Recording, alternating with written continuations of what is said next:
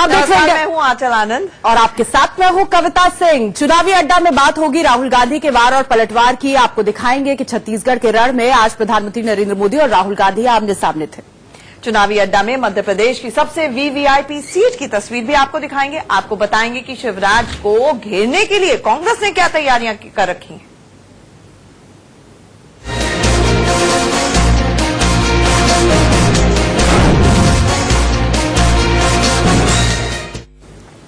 तो चुनावी अड्डा की शुरुआत छत्तीसगढ़ से, जहां आज दो बड़े नेता चुनावी प्रचार पर थे। छत्तीसगढ़ के कांकेर में राहुल गांधी थे तो जगदलपुर में प्रधानमंत्री मोदी।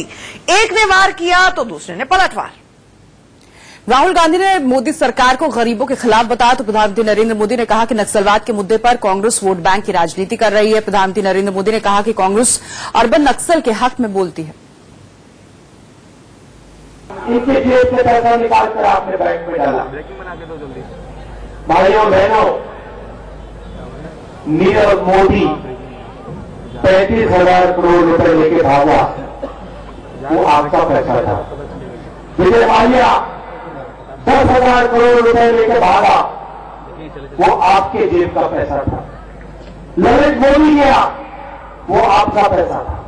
अनिल 30,000 करोड़ रुपए, वो आपका पैसा। उससे आपके बच्चों को शिक्षा मिल सकती है।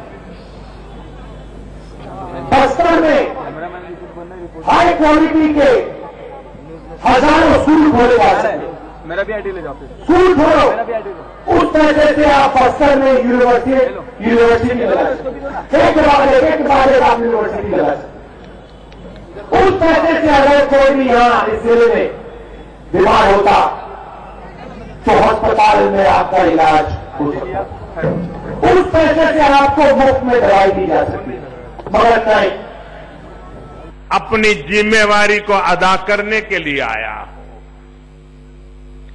आपकी आशा, आकांक्षाएं, अपेक्षाएं, उसके अनुकूल विकास की कोई न कोई नई योजना लेकर के आया हूं। आपके बच्चों का उज्जवल भविष्य बने, आने वाली पीढ़ी दर पीढ़ी बस्तर में फिर कभी गरीबी इस तरह मुंह पर सिर्फ और सिर्फ कमल ही खिलना चाहिए।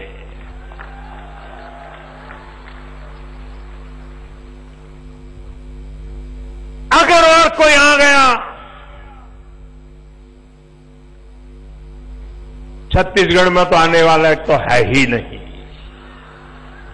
लेकिन बस्तर के किसी कोने में आ गया तो वो पूरे बस्तर के सपनों में दाग लगा देंगे, दाग लगा देंगे।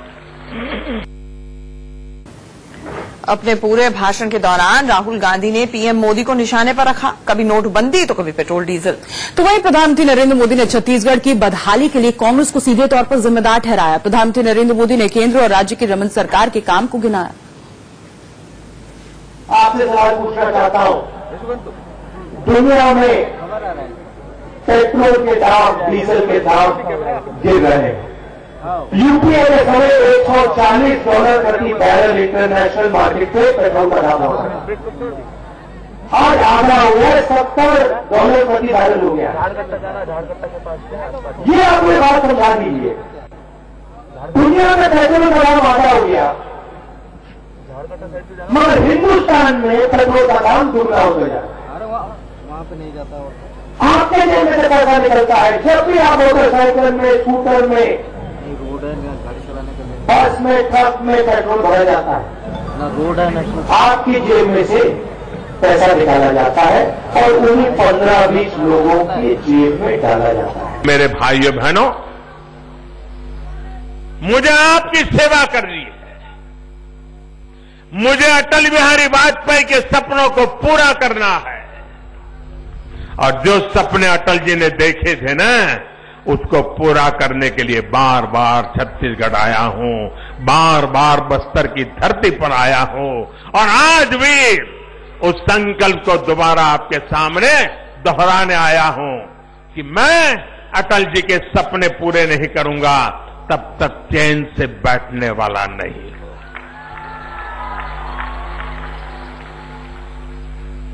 और इसलिए मेरे भाइयों बहनों, आज मैं आपसे आग्रह करूंगा, मैं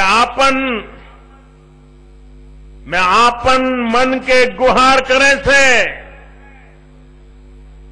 कि भारतीय जनता पार्टी जो जमाए प्रत्याशी मन के कमल छाप में वोट देऊन भांति जिताहा। वहीं राहुल ने पीएम के डिजिटल इंडिया पर भी तंज कसा। राहुल ने कहा कि देश के गरीबों का पैसा बड़ी कंपनियां लेकर भाग रही हैं। प्रधानमंत्री नरेंद्र मोदी ने भी राहुल के एक इल्जाम का जवाब दिया। प्रधानमंत्री नरेंद्र मोदी ने कहा कि अटल जी ने छत्तीसगढ़ के विकास का सपना देखा था, जिसे उनकी सरकार अब पूरा कर रही है। मैंने मोदी जी की बात की, थोड़ा सा मैं हेमंत सिंह जी की बारे में बोल देता हूं।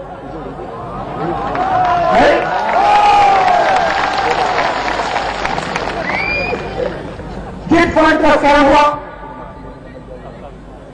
5,000 करोड़ रुपए जनता का पैसा गायब हुआ। अलग कंपनियां आई, लोगों ने अपना पैसा डाला, कंपनियां गायब हो गई, 60 लोगों की मृत्यु हुई।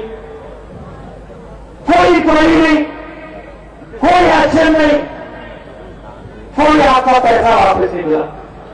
अरे भाई, किसके जेब में पैसा गया? किन लोगों ने ये कंपनियां खोली थी? गरीबों ने नहीं खोली थी, रमन सिंह जी के मित्रों ने खोली थी। आपने अपना पैसा डाला, कंपनियां बंद हुई, पैसा आपका गया। अब हमारा छत्तीसगढ़ 18 साल का हो गया है।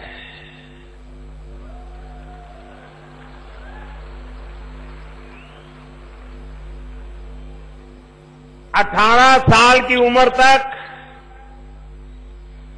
घर में भी बच्चे को जो जरूरतें होती हैं उसका प्रकार अलग होता है,